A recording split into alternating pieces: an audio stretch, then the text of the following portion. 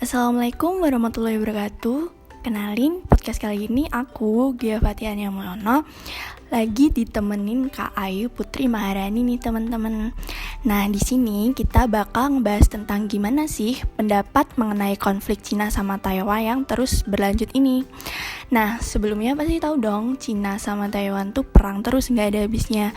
Dari zaman dahulu banget malah. Kayaknya udah jalan 40 tahun ya Kak Ayu ya. Nah, terus kita juga pengen tahu kan, apa bisa Taiwan tuh jadi negara yang kedaulatannya sah di mata hukum internasional. Sebelumnya kita tanya Kak Ayu deh. Nah, Kak Ayu, menurut Kakak gimana pandangan Kak Ayu terhadap kasus Taiwan Cina saat ini? Tolong dijelasin deh Kak. Kalau menurut pendapat aku tentang pandangan terhadap kasus Taiwan Cina pada saat ini, jadi berawal dari Cina semakin gencar pamer kekuatan militer di kawasan sekitar Taiwan, yang dimana puncaknya ini terjadi pada awal Oktober, ketika rakyat kedua negara tengah bersukacita menyambut peringatan Hari Besar Nasional masing-masing. Kemudian tidak lama terjadi pemberontakan Wuchang, gerakan protes di Cina daratan yang mengawali kejatuhan dinasti Qing dan berdirinya Republik Cina, atau sekarang kita kenal sebagai Taiwan. Lalu, pemerintahan Cina mengirimkan 150 unit jet tempur ke zona identifikasi pertahanan udara Taiwan guna untuk menunjukkan kemampuan People Liberation Army yang kuat dalam melancarkan serangan udara ketika perang. Hal tersebut bisa dikatakan sebagai parade militer sekaligus deklarasi yang terang dan jelas tentang kedaulatan Cina atas Pulau Taiwan.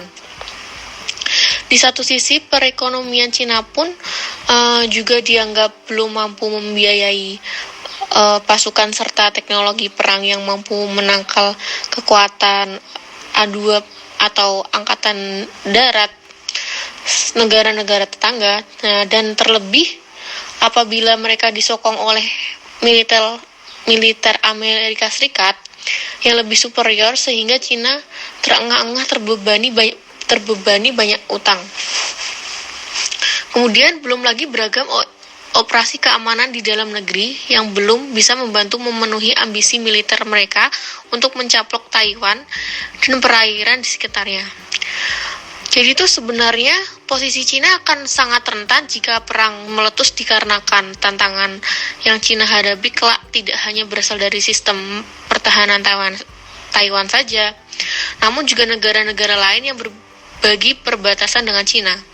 Kemudian dari soal segi perekonomian, Cina pun masih ketergantungan dengan kerjasama internasional seperti yakni investasi dengan dunia industri, Jepang, Amerika Serikat, sampai Eropa. Tidak hanya itu, Cina juga hidup dari relasi dagang lintas Selat Malaka, seperti dengan Malaysia, Singapura, dan Indonesia. Salah satunya seperti dibuktikan dengan proyek Belt and Road Initiative. Oke, menarik juga ya Kak Ayu ya. Terus Kak Ayu nih setuju gak sih kalau semisal Taiwan tuh ngelepasin diri dari jeratan Cina gitu? Tolong dijelasin ya Kak. Terus soal apakah setuju bahwa Taiwan melepaskan diri dari jeratan Cina, ya menurut aku sangat setuju. Tetapi dengan catatan syarat yang dimana Cina tidak lagi akan berusaha membuat kegaduhan serta tidak menghindari konflik terbuka, yakni dari segi ekonomi dan juga industrinya yang betul-betul mapan dan lebih mandiri. Terlebih hanya akan melakukan parade sangar di perairan sekitar. Kemudian tidak ada serangan cyber kepada komputer-komputer milik kantor presiden dan Kementerian Pertahanan Taiwan, sehingga tidak menimbulkan persebaran informasi kegaduhan di masyarakat. Jadi itu sebenarnya kalau menurut aku di satu sisi rakyat Taiwan ini sudah terbiasa dengan provokasi militer dan tekanan diplomatik dari Cina, bahwasannya mereka sudah kebal karena seperempat abad lebih hidupnya mereka tuh dibayang-bayang oleh ketegangan tersebut, yang dimana menghalangi Taiwan agar tidak bergerak ke arah kemerdekaan. Jadi kayak semakin lama merasakannya ya mereka semakin pudar pula rasa khawatir terhadap ketegangan tersebut. Itu aja sih. Terus soal Oke, Kak. Bentar dulu ya, Kak. Pertanyaan selanjutnya, jadi gimana menurut Kak Ayu kalau negara-negara di seluruh dunia ini tuh semuanya ngedukung demokrasi Taiwan gitu, kayak ngedukung Taiwan menjadi negara dengan kedaulatan yang sah gitu. Nah, menurut Kak Ayu tuh apa gak bakal jadi berita yang amazing tuh? Kalau soal bagaimana jika negara-negara dunia mendukung demokrasi Taiwan, kalau menurut pendapatku ya bagus dong. Salah satunya dengan cara melaksanakan demo di Taipei, guna mendesak terselenggaranya referendum untuk memerdekakan diri dari Cina. Karena itu juga merupakan hak Taiwan sih untuk menyuarakan atas dasar melindungi hak mereka untuk menentukan nasib sendiri serta membela diri atas desakan klaim dari negara Pulau Republik Cina. Wajar aja sih kalau Taiwan menginginkan referendum dan juga menentang aneksasi. Nah itu balik lagi ke awal, karena emang Taiwan ini juga memiliki tujuan sendiri untuk memerdekakan diri dari Cina. Taiwan berharap ya Cina ini menghentikan perundungan terhadap Taiwan.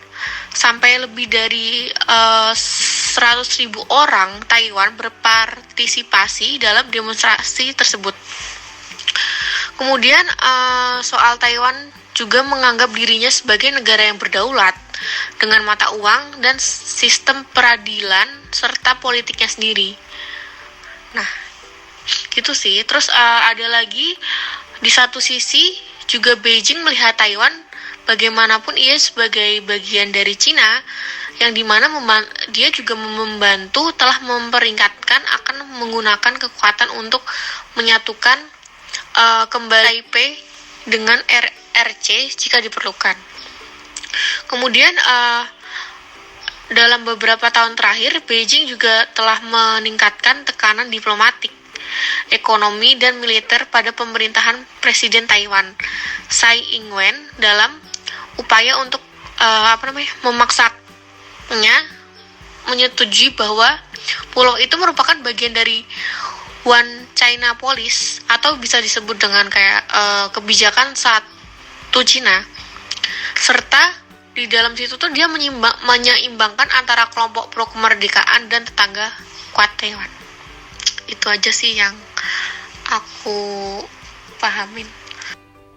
Terus tentang menjelang protes referendum ini kan dibantu oleh DPP kan. DPP ini Partai Demokrasi Demokrat. Nah, DPP ini juga menekankan bahwasannya pihaknya ini juga tidak menginginkan mengubah status quo kedaulatan independen Taiwan. Nah, iya nih teman-teman. Jadi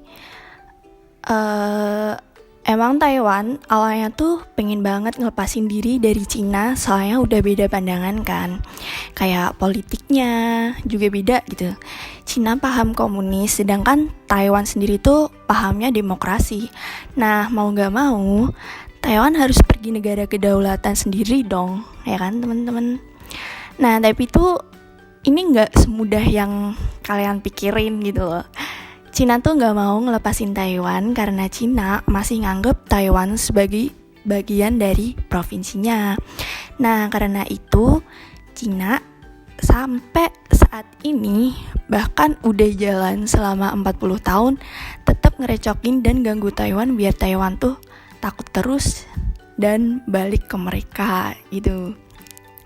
Baik, jadi gimana nih teman-teman? Apa kalian ada pendapat lain? Kalau menurut aku sama Kak Ayu tentang kasus ini tuh seperti yang dijelasin tadi ya. Gimana teman-teman? Semoga paham ya sama podcast kali ini. Nah, semoga bisa jadi inspirasi kalian juga nih ke depannya.